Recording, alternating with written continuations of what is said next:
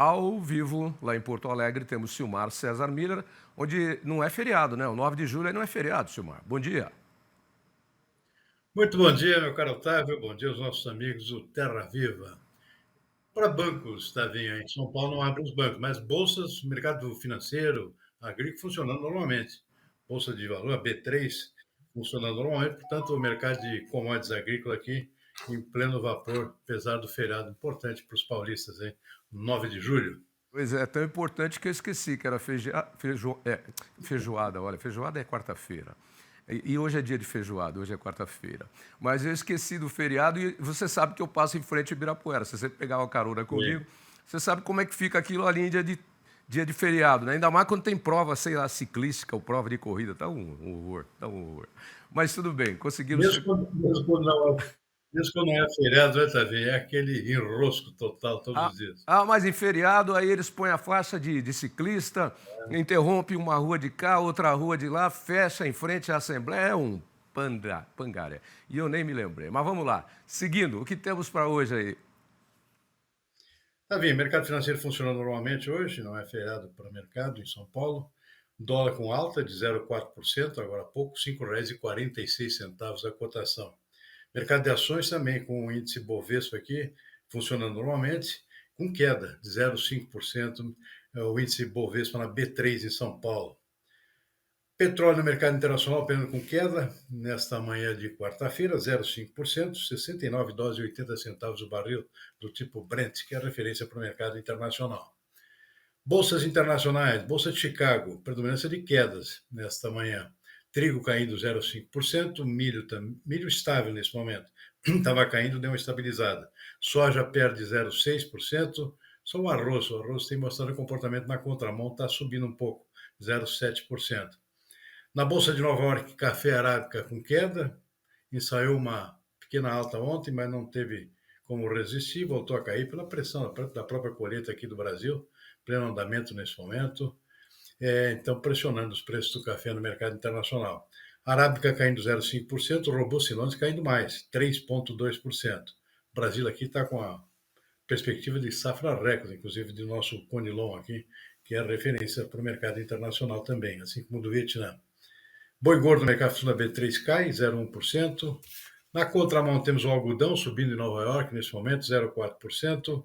Cacau também sobe 2 pontos percentuais. Açúcar também com alta nesse momento, de 2,3%. E o suco de laranja também com boa valorização de 4,9%. O suco de laranja está subindo mesmo na contramão aqui das previsões que eram de queda nesse momento por conta do início da safra brasileira de laranja para suco, muito suco novo chegando ao mercado. O Brasil é o maior exportador mundial, mas a explicação que se tem aí para essa alta do suco, quando não devia estar subindo, tem a ver com o tarifaço do presidente Donald Trump, uma espécie de proteção contra a possibilidade de taxação do suco brasileiro. Então, os preços têm subido antes para se precaver já e a taxação incidir já sobre um valor mais ou menos acima do que seria o normal para a época. Essa, pelo menos, a explicação que eu tenho até esse momento para essa alta não esperada aqui nos preços do suco de laranja em plena colheita. Pois é, comentamos ontem isso e deve ser isso mesmo, porque nós temos uma super safra de laranja e laranja com qualidade, inclusive dando um suco muito bom. Então era para o preço estar caindo. Deve ser por conta das tarifas do Trump. Vamos então para outras notícias, porque ontem o presidente Lula recebeu em Brasília o primeiro-ministro da Índia, Narendra Modi. No encontro, o presidente brasileiro ressaltou a importância de uma relação sólida entre os dois países. Foram assinados 6 instrumentos de cooperação, com destaque para o Memorando de Entendimento na área de energia renovável com foco em transmissão de energia. Durante a cerimônia, Lula ressaltou a contribuição indiana na pecuária brasileira para o rebanho zebuíno no Brasil, resultado de 60 anos de cooperação e melhoramento genético. No encontro também foram debatidos temas como segurança alimentar, transformação digital e parcerias industriais em setores como petróleo e gás. Pois é, Silmar, a Índia, que é um dos mais antigos integrantes dos BRICS aí na sigla original, o I é de Índia e o B é de Brasil. Hoje que nós temos aí essa quantidade maior de países e, como você bem comentou ontem, há um número muito maior ainda de candidatos para a entrada no BRICS. E a Índia tem muito interesse em muitas coisas do Brasil, é uma grande potência e é sempre bom para o Brasil ampliar laços aí, comerciais, econômicos e culturais com os países do Oriente, né? Pois é, chama a atenção, Otavinho, aqui algumas características da Índia aqui, que são geralmente de eh, comentar. Diferentemente da China, por exemplo, a Índia é bastante autossuficiente em termos de alimentos. É um país que não precisa, por exemplo, importar produtos básicos da alimentação dos indianos, como é o caso de trigo e do arroz, né? A Índia é autossuficiente em produção de trigo, teve inclusive uma colheita recorde no ano passado, é grande produtora de arroz também, inclusive exportadora de arroz, né? Ou seja, dois produtos em que a Índia não só é autossuficiente, mas também tem excedentes exportáveis. Isso é admirável porque é um país que tem uma dimensão continental menor que a China, por exemplo, não tem propriedades grandes agrícolas, praticamente tudo é de pequenos produtores, são propriedades muito pequenas, então de 1 hectare talvez, nem isso em alguns casos, mas dali que sai praticamente sustento de todos os indianos aqui, a produção própria, a rigor, no interior do país, ou seja, o pessoal produzindo para o seu próprio consumo. O fato é que a Índia realmente tem números superlativos aqui em produção de alimentos básicos, como é o caso do arroz e do trigo. Carne bovina, não, eles não consomem, né? Então tem essa vantagem, não precisa estar importando também carne bovina, porque não são consumidores de carne bovina. Um boi é um animal sagrado na Índia, portanto não tem problemas de necessidade de importação desse tipo de proteína. Então as importações da Índia ficam basicamente restritas a óleos vegetais, por exemplo, o Brasil é grande fornecedor de óleo de soja para os indianos, eles não têm produção de oleaginosa suficiente para abastecer seu próprio consumo. E agora tem crescido também uma parceria com o Brasil aqui na produção de biocombustíveis, particularmente no etanol, né? A Índia quer ter uma produção própria de etanol, vem investindo aqui no aumento da mistura também de etanol na gasolina deles, e com uma característica aqui que tem toda a assistência técnica de brasileiros. O Brasil que está dando essa tecnologia para os indianos criar a sua autossuficiência também na produção do biocombustível também. Então, um negócio interessante. E esse relacionamento com o Brasil aqui tende a frutificar bastante nos próximos anos.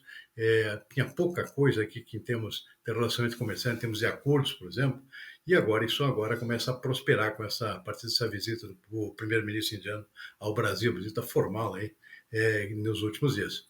Pois é, e a Índia é um país muito específico, né? Multifacetado. Muita gente só se lembra da Índia pelo sistema de castas. Você nasce pobre, nasce rico, morre rico. É o sistema de divisão social da Índia e da economia indiana. E a Índia tem, mas eu me surpreendi outro dia, porque todo mundo só se lembra da Índia com grandes multidões, grandes populações, muita gente andando, confusão de trânsito, etc. e tal. Outro dia, zapeando ali pelo Google, eu descobri cidades que ficam no sudoeste da Índia, à beira do mar Arábico, e que são cidades, eu diria, civilizadas, porque são parecidas com as nossas.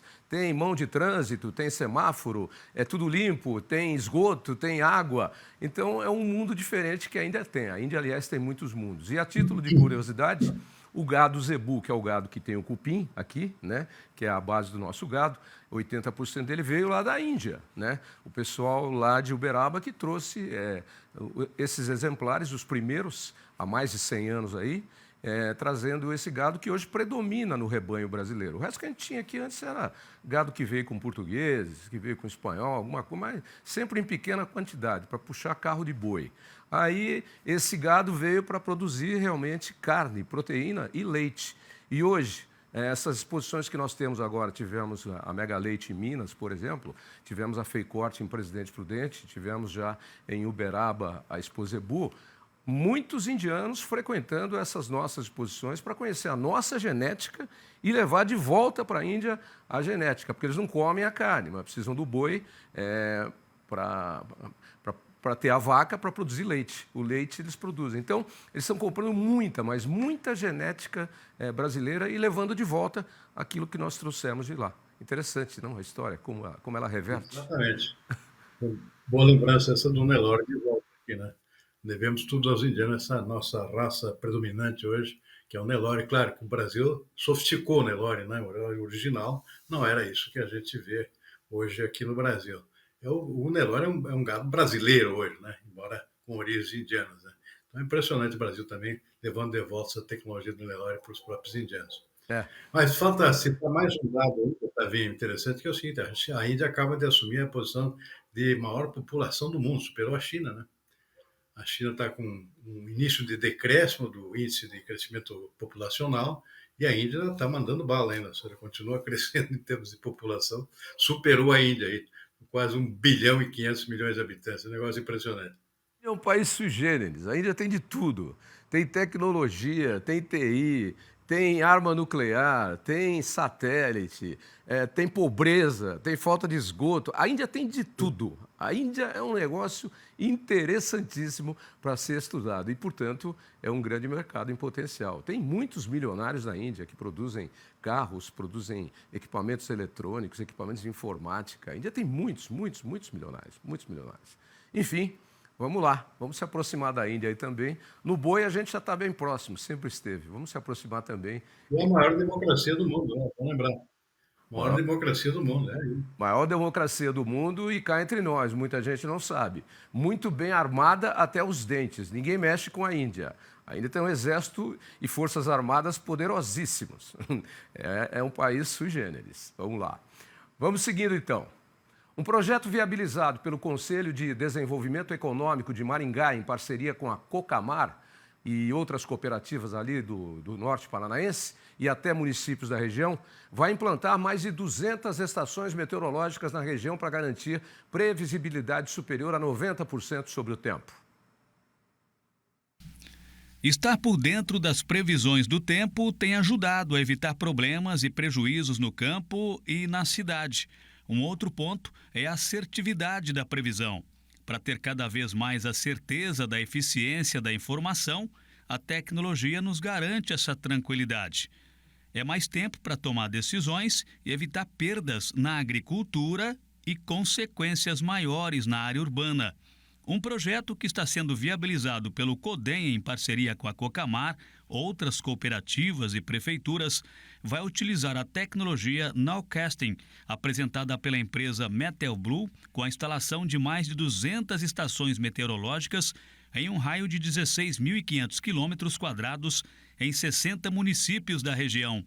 Com a chegada desse adensamento de estações, com a chegada dessa tecnologia, que é o projeto Nowcasting, a gente realmente vai trazer confiança para os dados que nós vamos entregar para os nossos produtores. As estações seguem a mesma metodologia utilizada em países como os Estados Unidos, por exemplo, que prevêem eventos extremos no clima. Faz uma consulta num banco de dados histórico de tudo que aconteceu no clima de 1940 até hoje, e tudo isso processado numa inteligência artificial que já existe há mais de 20 anos. Então, isso garante um nível de assertividade, porque ela consegue detectar os padrões de que modelo está trazendo o melhor dado, o dado mais assertivo de previsão para cada região e que tipo de previsão. Então a gente consegue entregar aqui para o mercado um nível de assertividade nunca visto antes no mercado brasileiro. O produtor Kleber Veronese, por exemplo, acha muito importante esse monitoramento, tanto que ele já tem aqui em sua propriedade a sua própria estação meteorológica. Ele também vai aderir a esse projeto da cooperativa e terá um índice maior de previsibilidade. Outra novidade é o tempo de aviso para a chegada de uma mudança climática, de 3 horas nessa tecnologia Nowcasting. A grande importância de nós termos uma previsibilidade mais acertada é justamente para nós podermos tomar a decisão o início de plantio, tomar a decisão do adiantar o plantio ou não de acordo com o ano, de acordo com a previsão, questão de todas as aplicações que nós fazemos, isso daí praticamente semanalmente. Então você vai entrar com um fungicida, um herbicida ou um inseticida, você tem que ter essa assertividade para você garantir que você vai ter uma aplicação de qualidade. Então 100% das atividades agrícolas estão ligadas ao tempo praticamente. Silmar, essa reportagem era para preceder a previsão do tempo, mas eu deixei para comentar com você um pouquinho, porque ainda ontem nós falamos essa questão do tempo por conta daquela tragédia nos Estados Unidos lá, que já são 110 mortos, aquele rio que subiu muito rapidamente a sua água, e eu até comentei com você e você confirmou, os Estados Unidos têm, foi dito na reportagem também, o melhor sistema de previsão do tempo do mundo, né? O NOAA, inclusive, é utilizado por todos os sistemas de previsão do tempo do mundo para saber de El Niño, La Niña e etc. e tal. Agora, eu falei com a nossa moça do tempo também, a Patrícia Cassoli, ontem, sobre esse assunto, e ela me disse que realmente teve um furacão no México que entrou com já enfraquecido no Texas e pegou justamente a parte da cabeceira dos rios que abastecem aquele rio que deu a enchente muito rápido. Então, eu nem tinha combinado isso com ela, mas ela já sabia, e eu perguntei e ela falou. Então, realmente houve uma bobeira ali do sistema de meteorologia dos Estados Unidos, que é muito bom e é o melhor do mundo. Aliás, também deixei para falar com você, porque o assunto todo está voltado para o agronegócio. Para quem não sabe, a previsão do tempo e utilização de dados do tempo e de como vai transcorrer o tempo funciona diretamente com previsão de safra, com seguro rural e outras atuações dentro do agronegócio na produção do campo, seja de proteína vegetal, grãos, seja de proteína animal, carnes. Né, Silmar? Olha, em tempos de mudanças climáticas, é louvável essa iniciativa aí no Paraná, cooperativa, poder ser estendida praticamente a todo o país, né? Para haver uma precaução maior em relação a essas mudanças que vêm acontecendo com frequência cada vez maior. Lembrando que a agricultura é a alma aqui da economia brasileira, né? Portanto, está na hora aqui de investir mais em termos de previsões climáticas, que sempre ajudam aqui no momento na forma de proteção também dos nossos produtores contra eventos que se sucedem com maior frequência cada vez mais, né? Então é louvável esse tipo de iniciativa, é recomendável, inclusive, que se faça em outros estados, ampliar a cobertura, por exemplo, das estações meteorológicas, mesmo pela própria iniciativa privada, não depender simplesmente de órgãos oficiais, né, também. Sua sugestão é a iniciativa privada pode investir nisso porque vai obter retorno sem ter que depender aí de investimentos oficiais. Claro, vai vender serviços. E quem é que não está interessado em comprar serviços que podem amenizar o seu provável prejuízo ou intensificar o seu provável lucro numa produção no campo. Por hoje é isso. Bom feriado. Não, feriado para nós aqui em São Paulo. Mas nós não estamos de feriado porque estamos trabalhando. Vocês aí de todo o Brasil seguem porque o 9 de julho foi só aqui. A Revolução Constitucional de Julho de 32. Os Martins, Miradrauzio e Camargo. Isso é o MMC. E foi quando o Estado de São Paulo fez um movimento de protesto e buscando a sua independência do Brasil num movimento muito forte contra o governo de Getúlio Vargas, que era o governo daquela época. Você sabe que tem muita gente que não sabe disso. Ontem, no almoço, um amigo me perguntou, inclusive, a nossa idade, assim, falou, mas o que é o 9 de julho mesmo? Eu não me lembro. Eu falei, então eu vou dar uma aulinha de MMDC para você aqui, vem aqui. Só que deu com os burros na água. São Paulo não se emancipou, tropas do Exército vieram para São Paulo, inclusive aviões, e foi guerra quase para civil. E hoje a Constituição brasileira tem como um dos itens a proibição de qualquer Estado brasileiro de tentar se emancipar da República Federativa do Brasil. É proibido. Ninguém pode querer se emancipar, embora muita gente queira, né, Silmar? Foi uma guerra perdida, né? Até demorou a se transformar em feriado, né, também. O feriado é mais recente até do que a data da Revolução, que havia um certo constrangimento. Vamos festejar o quê? A Revolução foi perdida, então foi mais feriado. Eu não sei, sei lá. Mas tem gente que festeja o que perdeu também. Não sei, vai lá, deixa pra lá. O Ibirapuera tá cheio lá e a minha dica para qualquer um, não passe por lá. Não passe porque você vai se atrasar. Boa quarta-feira para você. Amanhã a gente conversa de novo. Silmar, abraço. Até amanhã. Boa tarde. Até amanhã. Até amanhã.